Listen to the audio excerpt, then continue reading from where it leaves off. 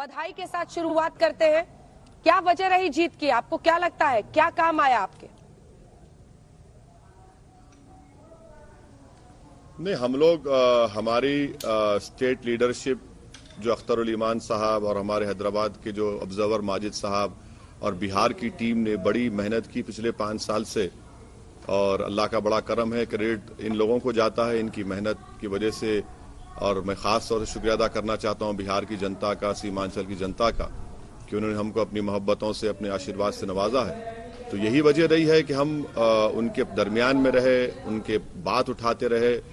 हमने सीमांचल की नाइंसाफी की बात उठाई। मैंने पार्लियामेंट में सीमांचल के लिए आर्टिकल 371 के तहत एक प्राइवेट मेंबर्स बिल भी डाला था।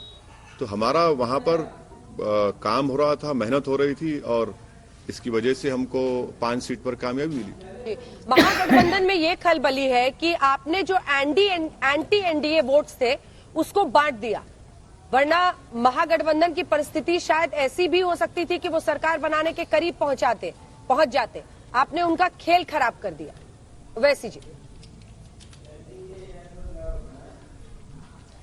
अब मैडम ऐसा है ना कि नाच न जाने तो आंगन टेढ़ा। कर्नाटका के 2 सीट हार गए, मैं गया था। मध्य प्रदेश में हार गए, मेरी पार्टी लड़ी। गुजरात में हार गए, मैं गया था। क्या ये इन लोगों का एक एरोगेंस है, गुरूर है, अहंकार है कि तुम कैसे खड़े हो गए हमारे सामने। अरे भाई, यही तो जमहूरियत की खूबसूरती है कि हर कोई किसी के सामने खड़ा हो सकता है।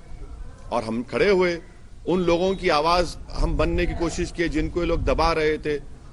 आप 5-5, 6-6 टाइम के एमएलए हैं और आप कहते हैं कि बाढ़ आई तो नहीं, ये कटान नहीं है, दसान है। तो इसका जवाब तो जनता देगी ना मैडम। हम तो कंसिस्टेंटली काम कर रहे थे। अब आप नहीं जीत पा रहे हैं तो आप हर चीज हम पे लाके डालना चाहते हैं तो डाल दीजिए, हमको कोई फर्क नहीं पड़ता।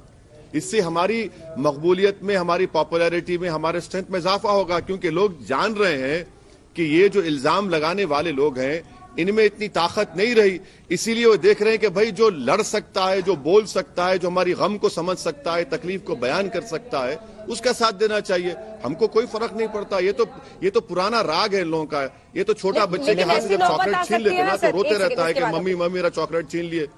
122 अभी है एनडीए के पास, लेकिन अगर वो फिसलते हैं और किंग मेकर की भूमिका आपकी बन जाती है, किधर जाइएगा? इधर कुआं उधर खाई। मैडम, आपका सवाल बड़ा वाजबी है। नहीं, कोई फिक्र मत करिए। इंशाअल्लाह ताला हम जिंदगी में सही रास्ते पे चलते हैं, सीधा रास्ते पे चलते रहेंगे।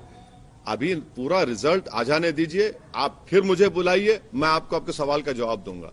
जब नंबर्स किसके पास आ जाएंगे तो वही डिक्टेट करेगा।